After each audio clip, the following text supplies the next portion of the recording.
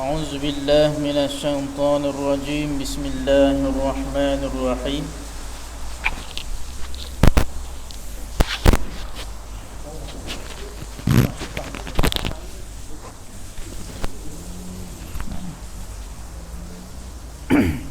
أعوذ بالله من الشيطان الرجيم بسم الله الرحمن الرحيم الحمد لله رب العالمين والصلاة والسلام على سيدنا رسوله الأمين وعلى آله وصحبه أجمعين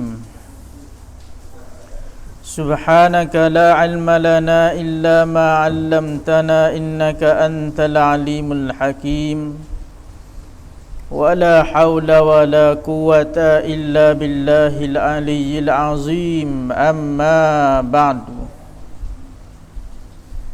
Ke surat apa? Ke surat 6. Kat mana? 6 daripada datang. Dan dinamakan sifat salbiah. Qala al-musannif rahimahullahu ta'ala wa nafa'ana bi'ulumihi fid darain amin ya rabbal alamin. Dan dinamakan sifat salbiyah ini sifat adami, artinya tiada maujud, tidak ada, tak wujud. Ini dia bahas sifat bagi pak. Lepas kita bahas dah sifat 20 ni se daripada wujud siapa kaunuhu mutakallimam. Lepas tu dia pun bagi pula pak sifat ni. Daripada 20 tu dia bagi pak. Satu nama dia sifat nafsiyah. Sifat nafsiyah dia bagi 4 kumpulan. Satu nafsiyah, yang kedua salbiyah, yang ketiga ma'ani, yang keempat ma'nawiyah. 4 kumpulan. Jadi sifat nafsiyah sesaja hak duduk pada kumpulan nafsiyah, iaitu sifat wujud. Sifat wujud duduk situ. Sifat wujud dia duduk pada kumpulan sifat nafsiyah. Nama nafsiyah tu kena kepada zat. Sebab wujud tu tak dapat tidak kena kepada zat. Kata ulama. Maka kumpulan yang kedua, nama dia pembahagian yang kedua dia panggil sifat salbiyah. Ni kata ni. Sifat salbiyah start daripada qidam. Qidam baqa mukhalafatuhu ta'ala lil hawadis qiyamuhu binafsihi wahdaniyah. Tu 5 tu duduk pada kumpulan kedua, nama dia sifat salbiyah. Dia ni nak menafikan barang tak layak bagi Tuhan, nama salbiyah. Dinamakan sifat salbiyah ini sifat adami, sifat bangsa tak ada. Adami ni bangsa tak ada, artinya tiada maujud, tak ada. Adam ni tak ada. Sifat bangsa tak ada. Bukanlah nafi sifat tu ada pada Tuhan, tak ada kan? Tak, ayat kata dia nak nafi benda yang tak layak, benda yang tidak layak bagi Tuhan tu tak ada. Artinya tiada maujud kerana tiada berdiri ia pada zat. Ni sifat ni tidak ada pada zat. Dan tiada maujud padanya, artinya tiada sah dilihat akan dia. Adam ni benda yang tak ada. Tak ada ni tak ada tak boleh tengok. Apa? Tak boleh tengok. Tak ada tu. Barang hak tak ada ni tak boleh tengok. Ada benda hak tak boleh tengok, tapi ada perkara-perkara ghaib. Contoh itu dia bukanlah tak ada. Itu ada, tapi ada dia tu terhijab kita dengan dia. Dia ada. Contoh jin. Jin ada. Manusia terhijab dengan dia. Allah Ta'ala tak tabi. Nak faham mudah orang puang belah nu contoh. Ada, bukan kata tak ada. Dia tak nampak nak nampak saya tak tabi. Lakat tabi nampak Yang adami ni tak ada tu. Bila tak ada tu muakkad tabir kata akad tabir tak ada. Dia panggil adam. Qala tiada sah dilihat akan dia, akan sifat adami, dan tiada melazim ia bagi sifat yang lain, tak melazimi sifat lain lah. Dan tiada ziyadah ia atas zat, tiada tambahan atas zat dan atas sifat yang lain. Tu dia definisi ataupun makna kepada sifat adami, sifat salbiyah, sifat hak bangsa tak ada. Bila bangsa tak ada ni tak ada, tak maujud, tak boleh tengok, tak melazimi sifat lain, nama dah tak ada ziyadah. Dan maknanya makna-makna sifat salbiyah menunjuk atas mengadamkan sesuatu yang tiada patut bagi zat. Itu kata Adam tadi tu mendapat Adam, iaitu menunjuk atas mengadam, mentakdak, tunjuk kepada sesuatu hak memang tak ada. Yang tak ada itu tiada patut bagi zat. Benda tu tak patut, tak layak bagi Allah Subhanahu wa taala. Dan memang tak ada pun benda tu. Faham tak? Benda tak ada pun. Dan bagi sifat benda yang tiada layak bagi zat, tiada layak bagi sifat. Tu panggil maksud dia Adam. Maksud dia tunjuk kepada Adam, Adam itu benda hak tak layak bagi Tuhan. Mana contoh dia? Contoh dia fana bagi Tuhan. Contoh dia mana lagi? Adam sabik bagi Tuhan. Bersamaan Tuhan dengan yang baru. Tu benda hak tak ada. Tak ada tu. Tak ada tu. Qala bukan makna Adam itu Adam daripada zat. Bukan maksud tak ada ni tak ada daripada zat. Artinya tiada bersifat zat dengan dia. Bukan maksud dia Tuhan tidak bersifat. Maksud sifat Adam ni maksud Tuhan tidak bersifat dengan kidam. Bukan, iaitu mustahil. Mustahil. Faham tak? Adam di sini maksud dia tunjuk atas Adam sesuatu yang tak layak bagi Tuhan. Ada. Kidam contoh dia. Kidam ni kenapa perbahasan pada kidam? Ada. Sedia tu terjemahan. Kenapa perbahasan kidam? Iaitu kidam ni nak tunjuk, nak nafikan tiada, tak ada sebelum ada. Makhluk kita khabar dulu, kita semua ni manusia, jin apa belaka, nama dia makhluk. Tak kira lah apa, langit bumi semua sekali ni, iaitu dia dulu tak ada. Allah Ta'ala pun buat demo ada. Kita pun sebut gini pasal ada dalil-dalil Quran apa semua. Kenapa dalil ayat Al-Quran? Fafataknahuma. Maknanya mula-mula Allah Ta'ala, lepas tu Allah Ta'ala pecahkan. Mana tak ada, lepas tu ada. Okay, baik. Orang kafir pun gini enggak, dia faham. Dulu semua sekali ni tak ada. Orang kafir pun gini, kita pun gini. Tak? Orang kafir tu teori Big Bang. Kalau belajar sains. Kita makna dulu tak ada, lepas tu ada. Makna nak kata makhluk ni dulu tak ada, lepas tu ada. Okey, kidam dia tunjuk ketiadaan sebelum wujud. Ketiadaan sebelum wujud itu mustahil bagi Tuhan.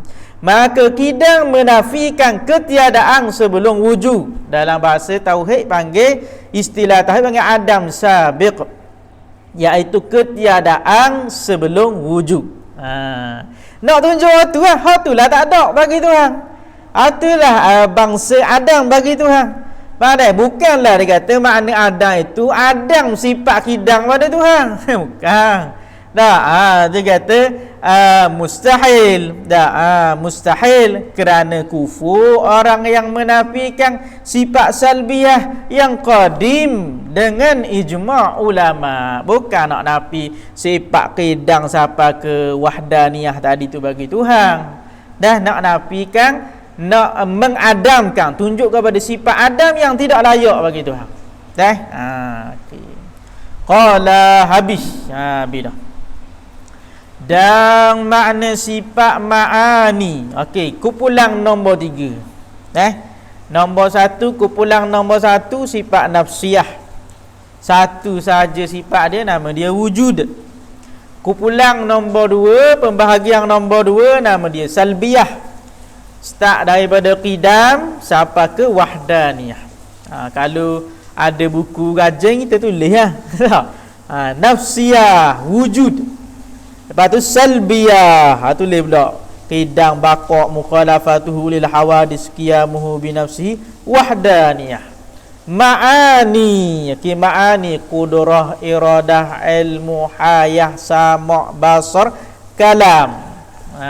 Tu sifat ma'ani. Benda makna sifat ma'ani dan makna sifat ma'ani iaitu tiap-tiap sifat maujud, sifat hak bangsa ada sungguh. Sifat ma'ani, sifat ma'ani ni sifat ada sungguh, ada, hak ada. Artinya sah dilihat akan dia jika dibuka bagi kita hijab. Maksud dia sifat ma'ani ni kalaulah Allah Ta'ala buka tabir boleh nampak. Sifat hak ada sungguh. Sifat hak ada sungguh bagi zat Tuhan. Yang berdiri ia dengan zat. Maksud dia ada pada zat. Sifat ma'ani berdiri ni bahasa lama. Bahasa Jawi lama. Maksud kalau bahasa moden ada pada zat. Artinya tiada terkaya ia daripada zat. Tiada terkaya ia daripada zat tu maksud dia sifat ni perlu kepada zat. Bangsa sifat memang gitu. Tiada terkaya ia daripada zat, sifat ni perlu kepada zat. Sifat barang yang menupang pada zat. Sifat ni ialah sesuatu. Kalau bahasa moden sesuatu. Kalau dulu nama dia barang yang menumpang ia barang pada zat. Kalau ta'rif kepada sifat. Definisi sifat ni kita definisi moden sesuatu yang menumpang kepada zat. Sesuatu yang menumpang kepada zat kerana dia tidak boleh berdiri sendiri. Contoh ni kita perbahasan umum bahasa umum. Sifat ni benda yang tak boleh diri sendiri. Dia perlu kepada zat. Panjang, pendek, putih, kuning, contoh, belok. Benda tidak boleh diri dengan sendiri, perlu kepada zat. Oh, aku tadi bicuk pala-pala. Mana bicuk pala aku langgar panjang. Bengong kalau itu. Tak. Kenapa panjang? Panjang tu sifat. Tidak boleh diri dengan sendiri, perlu kepada zat. Aku berlanggar kayu panjang. Baru faham. Sebab apa? Sebab sifat tu panjang duduk pada kayu, zat kayu. Baru faham. Sifat tidak boleh diri sendiri, mesti duduk pada zat. Dalam tauhid sifat zat perbahasan kepada Tuhan. Dalam tauhid sifat zat perbahasan kepada Tuhan. Sifat menumpang kepada zat. Selain daripada Tuhan, dia panggil jirim, arad. Jirim tu zat. Arad ni sifat yang menumpang kepada zat. Mana tak? Dalam istilah tauhid gitu.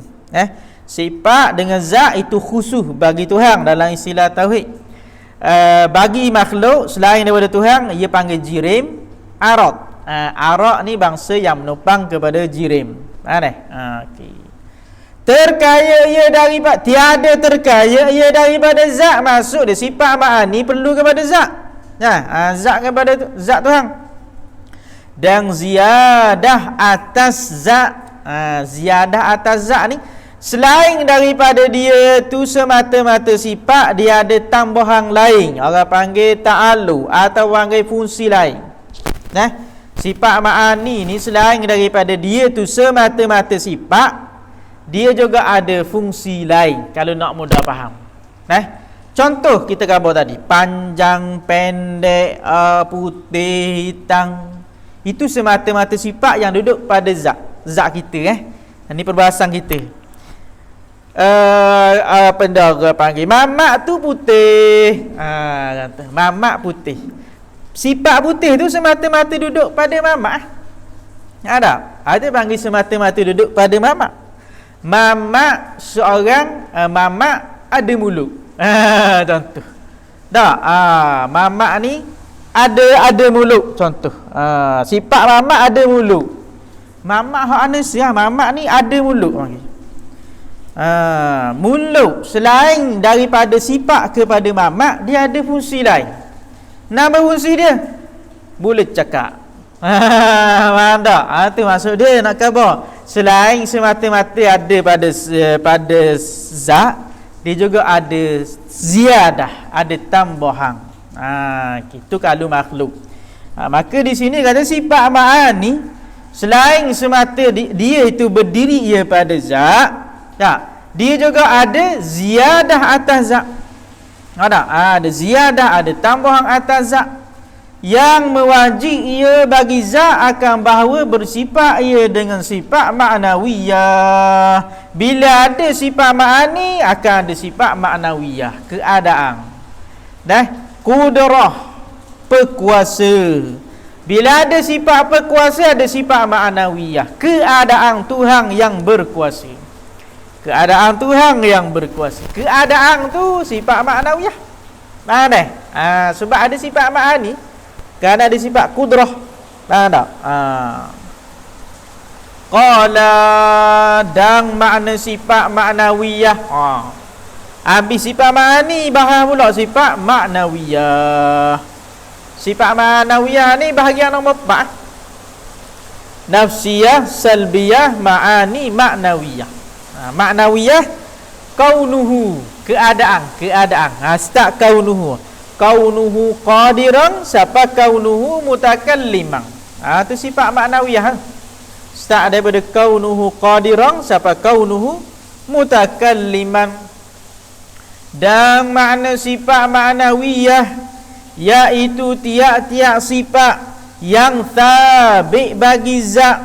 Tiap-tiap sifat ma'nawiyah ni, tiap-tiap sifat yang sabit bagi zat, ada pada zat.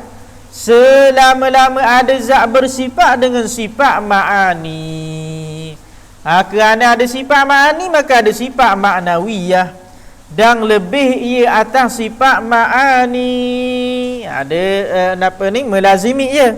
Dan melazim ia baginya. Melazim sifat ma'nawiyah ni bagi sifat ma'ani. Mana duduk melazim. Ada sifat qudrah, lazim. Ada sifat ma'nawiyah bagi pendapat yang ada sifat ma'nawiyah. Qala, ada pun sifat yang harus habis. Habis dah perbahasan panggil 4 bahagian dia. Nafsiyah, salbiyah, ma'ani, ma'nawiyah. Jadi perbahasan dia nak pergi panjang ada lagi. Tapi waktu kita bukan dalam kitab tauhid ni kitab fiqh. You buat panah pandang lagi. You buat panah pandang, you buat sikit-sikit.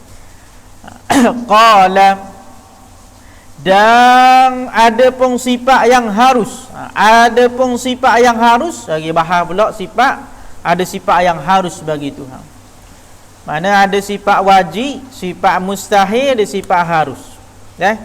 Wajib iaitu mesti ada. Sifat tu mesti ada pada Tuhan. Ada sifat mustahil. Mustahil ni mesti tak ada. Mesti tak ada. Tak boleh ada bagi tu. Ataupun kata lain, kalau ada sifat itu bukan Tuhan. Kalau ada sifat tu, benda tu bukan Tuhan. Faham tak? Itu panggil mustahil. Sifat mustahil bagi Tuhan.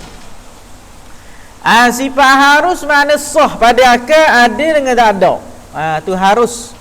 Harus akal, bukan harus syarak. Harus akal. Harus akal ni sah akal ni kata ada, sah akal ni kata tak ada. Tu panggil harus.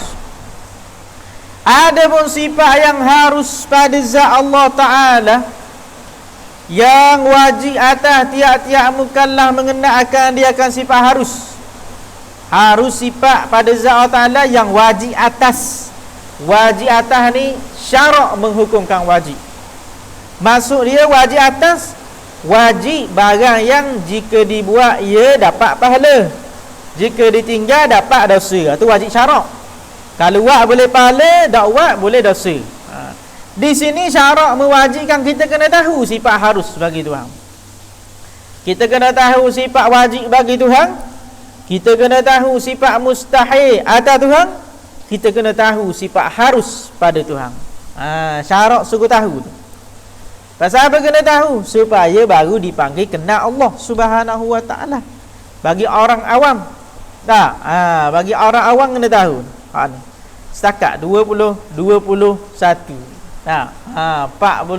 Mudah je. Faham tak? Mudah. Qala wajib atas tiap-tiap mukallaf mengenal akan dia pasal kalau tak kenal semabur je. Alright, kalau dia tak kenal ni sifat-sifat ni, dia tak kenal sifat Tuhan. Maka tu mari dajjal ikut dajjal. Ulama Tuan Guru Haji Saleh sebut. Mudah sibuk-sibuk dengan akhir zaman mungkin kenal sifat Tuhan. Kata almarhum Tuan Guru Haji Saleh. Pasal bila mu kenal sifat Tuhan, mu tak akan ikut dajjal. Pasal apa? Pasal dajjal mai kata aku Tuhan. Pasal apa jadi ikut dajjal? Pasal mu tak kenal sifat Tuhan. Bila mu kenal sifat Tuhan, automatik boleh khabar mu bukan Tuhan. Tak? Atau kemah orang tua kita dulu. Tak, orang tua kita dulu mari Portugis, ada masuk Kristian? Tak ada. Pasal apa? Dia kenal sifat Tuhan. Orang Kristian kata Tuhan 3. Balik awal pasal orang tua kita duk tahu ni. Dah, ayat bahada wahdaniyah, wajib bagi Tuhan. Itu esa. Mari ajar Tuhan 3. Kok mana? Dia kenal sifat Tuhan. Bila orang kenal sifat Tuhan, mari apa-apa fahaman pun selamat dia. Tak? Mari Belanda selamat. Mari Jepun selamat. British selamat. Tak? Pada merdeka jadi tak selamat apa? Kerana tak mengenal sifat Tuhan. Dia tak mengenal sifat Tuhan jadi semabung. Mari orang ngaku Tuhan ikut ramai-ramai. Mari ayah peng ngaku Tuhan ikut ramai-ramai. Mari Tuhan harum ikut ramai-ramai. Orang ni mari ikut pasal apa? Tak mengenal sifat Tuhan. Bila mengenal sifat Tuhan, dia tak akan ikut. Dia boleh tahu ni bukan Tuhan. Ni Tuhan wajib gini. Mesti Tuhan sifat gini. Tuhan mustahil sifat begini. Harus Tuhan sifat begini. Maksud tu harus. Mana harus? Dengan tu syarak jadi wajibkan kena tahu tu. Dengan tafsirnya itu satu sifat jua saja. Sifat harus bagi Tuhan. Mana? Iaitu fi'lu kulli mumkinin au tarkuhu. Artinya berbuat tiap-tiap mungkin. Mungkin ni makhluk. Harus. Dia panggil harus, mungkin, harus. Buat benda yang harus atau meninggal akan dia, yakni meninggal akan mungkin. Ataupun tak ambil buat. Buat harus ataupun tak buat. Buat makhluk ataupun tak buat makhluk, harus bagi Allah. Harus sahaja bagi Tuhan. Buat ataupun tidak buat makhluk. Itu hukum harus. Akal kita menghukum harus bagi Tuhan. Boleh buat ataupun boleh tak buat. Serah pada Tuhan. Tak. Qala lawang kepada sifat harus, wajib ia Tuhan, yakni wajib buat. Mustahil. Tuhan wajib buat, mesti buat makhluk. Akal kita dah boleh terima. Akal kita dah boleh terima. Kenapa Tuhan pula kena buat? Tak. Mana tadi? Atau mustahil ia ataupun mustahil Tuhan buat. Semua itu menunjukkan lemah bagi Tuhan. Wajib buat atau mustahil buat. Macam mana mustahil buat? Iaitu mustahil. Dua-dua itu wajib buat dengan mustahil buat, itu mustahil bagi Tuhan. Mustahil bagi Tuhan wajib buat makhluk. Mustahil bagi Tuhan mustahil buat makhluk. Dua-dua itu tertolak. Akal kita tolak. Syahadan Abi dah pembahagian. Ia masuk syahdan. Syahdan ni bahasa Melayu Banjar. Bahasa Melayu kita dia panggil peringatan. Bahasa Melayu Banjar dia panggil syahdan. Dalam bahasa Arab dia panggil tambihun. Ini satu peringatan. Bahasa Melayu Banjar syahdan. Modern ini peringatan. Dah, warning. Peringatan. Syahadan. Warning bukan warning, apa? Peringatan lah. Ini satu, kalau warning benda bahaya tau. Ni kan peringatan bahaya ni apa? Ingat molek. Dah, ingat molek. Syahadan. Dan dibahagi pula sifat 20 ini atas dua bahagi. Peringatan. Bagi pula sifat 20 kepada dua. Okey, habis dah, mula-mula kita bahas sifat 20 ada 20. Lepas tu hak 20 tu dia bagi 4. Ni dia bagi 2 pula. Dah. Sifat 20 ni dia bagi 2. Dan dibagi pula sifat 20 ini atas dua bahagi. Bahagi yang pertamanya dinama akan bahagi pertama istighna, terbagi 2. Tadi bagi 4. Ni mudah lagi, bagi 2 je. Dah. Kumpulan pertama nama dia istighna. Istighna. Qala, dinamakan dia istighna, artinya kaya Tuhan daripada tiap-tiap barang yang lainnya. Kaya Tuhan daripada barang yang lainnya. Barang yang lainnya makhluk ataupun mungkin. Kaya Tuhan maksud dia tidak berhajat, tidak perlu. Panggil kaya. Kaya-kaya ni tak perlu. Mui biti ya dah, aku dah ada biti dah. Dia panggil tidak perlu kaya. Nak apa? Boleh belaka. Tidak berhajat kepada lain. Tahu tak? Kalau fakir berhajat lagi. Nak tu, nak ning, nak tu, nak ning. Itu panggil fakir. Kaya tak perlu lah. Tahu tak? Tak perlu. Kaya Tuhan. Mana? Kaya Tuhan daripada tiap-tiap barang yang lainnya. Tidak berhajat kepada segalanya. Yakni makhluk. Iaitu kayanya daripada zat. Kaya daripada zat, tidak perlu kepada zat. Kayanya Tuhan daripada zat, tidak perlu Tuhan kepada zat. Kerana Tuhan tu zat tu. Hak perlu kepada zat apa? Sifat. Sebab Tuhan itu zat, tak perlu kepada zat. Hak perlu kepada zat nama dia sifat. Sifat saja bangsa yang perlu kepada zat. Macam kita beri contoh panjang tadi. Panjang perlu kepada zat. Panjang ni duduk pada arak. Kalau istilah tauhid, arak perlu kepada jirim. Kayanya daripada zat, hak perlu kepada zat, itu nama dia sifat. Tuhan tak perlu kepada zat kerana dia itu zat. Dan kayanya daripada fa'il yang menjadi akan dia, akan Tuhan. Yang pertama masuk istighna, kaya daripada zat, tidak perlu kepada zat.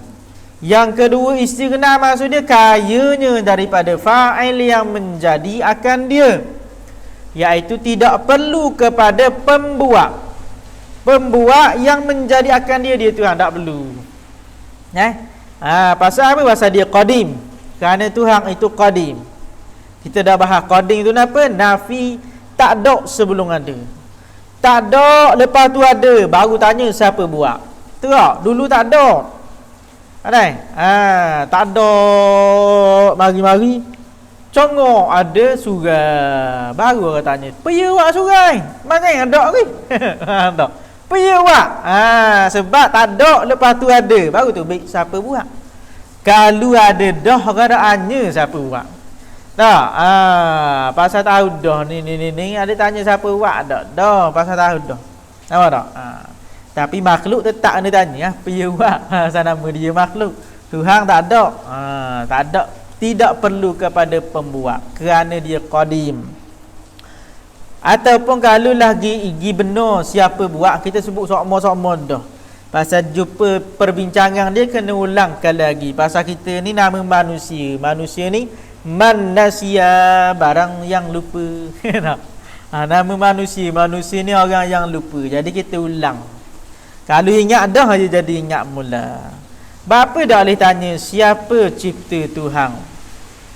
Ni Siti Kasing ni kata.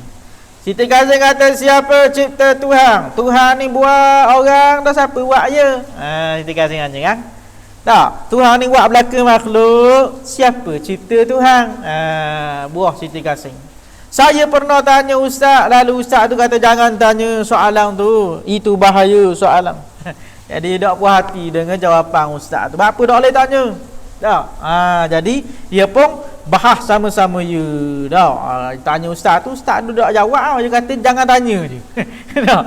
Ustaz hak dia tanya tu kata jangan tanya. Jadi tak puas hati dia pun bahas sama ya. Waktu baik kesimpulan Tuhan tercipta daripada getaran. Balik awal tu. Jadi soalan dia siapa cipta Tuhan tidak boleh ditanya. Pasal apa? Ulama jawab lama dah. Sebab kalau kita benar soalan tu, dia akan tubik dua saja jawapan dia. Dan dua itu ditolak oleh akal. Akal kita menolak dua jawapan tu. Gilah kok mana tubik dua ni ya. Yang pertama, kalau kita benar siapa cipta Tuhan, dia akan tubik jawapan yang pertama, tasalsul. Tasalsul apa? Bereke-reke, dak habis, infinity. Siapa buat Tuhan A, Tuhan B, siapa buat Tuhan B, Tuhan C, siapa buat Tuhan C, D, E, F, G, H. Oh, habis, dah habis. Ada. Okey, bila dah habis gitu, boleh buat kerja tak? Dah boleh buat kerja. Dah boleh buat kerja. Dah. Kita tengok makhluk dah, karena birokrasi. Jadi dah, tak jadi kerja. Nampak? Nak buat benda rekah saja. Tak, meja ni nak segalih tak terpining. Tak, jadi saya kena tanya orang ni kata dah leh. Saya kena tanya orang besar daripada saya lagi. Terpining tapi kata tak leh nanya orang besar lagi. Terpining. Alih ni orang ni dak leh. Bila nak alih meja ni sini boh. Tak. Tak jadi kerja tu baru makhluk. Tuhan lagi lah. Nak buat langit bumi, nanti lu tanya ni. Nanti lu no bila nak buat langit bumi? Tak jadi. Nampak tak? Maka terbatal jawapan yang pertama. Akal kita menolak. Jawapan kedua dia panggil dur ataupun musim ketang. Pun ditolak akal. Siapa buat Tuhan A, Tuhan B buat. Nampak tak? Siapa buat Tuhan B, Tuhan A buat. Siapa buat Tuhan A, Tuhan B. Okey, hak tukang buat mesti wujud dia dulu sebelum kena buat. Maksud dia siapa buat Tuhan A, Tuhan B. Maksud dia Tuhan B ada lebih dulu daripada A, betul tak? Sebab dia buat Tuhan A. Okey, siapa buat Tuhan B, Tuhan A. Mana dulu mana kemudian? Mana? Siapa buat Tuhan A, Tuhan B. Siapa buat Tuhan B, Tuhan A. Musim ketang itu ditolak oleh akal. Makna akal menolak kedua-dua jawapan ini.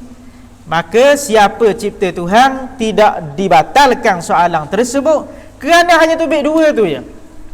Madang kedua-dua itu ditolak oleh akal. Akal kita tak terima dua-dua tu. Dah? Boleh jawab kita? Siti Kasing mari tanya kita. Dah tahu Siti Kasing mari sini. Kita pun tolong jawab dia. Qala dan maha sucinya daripada kekurangan tu masuk istighna.